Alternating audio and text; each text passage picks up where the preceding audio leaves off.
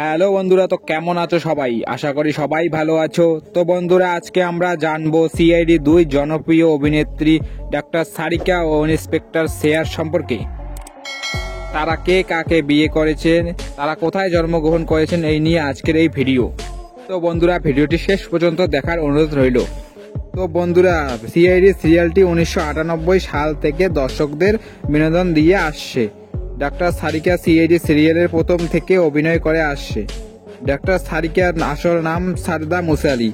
তিনি 7 জানুয়ারি 1984 সালে গুজরাটে একটি হিন্দু পরিবারে জন্মগ্রহণ করেন।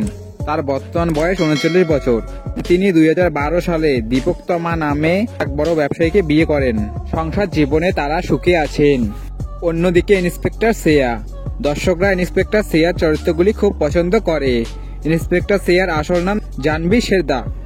তিনি 29 জানুয়ারি 1998 সালে মুম্বাই একটি হিন্দু পরিবারে জন্মগ্রহণ করেন।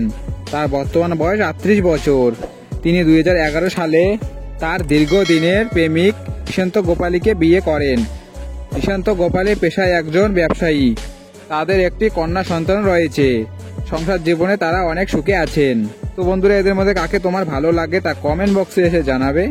তো বন্ধুরা, এই ছিল আজকের ভিডিওটি ভালো লাগলে ভিডিওটি লাইক দিয়ে চ্যানেলটি সাবস্ক্রাইব করে পাশে থাকবেন। দেখা হচ্ছে পরের ভিডিওয়ে। ভালো থাকবেন, সুস্থ থাকবেন, ধন্যবাদ।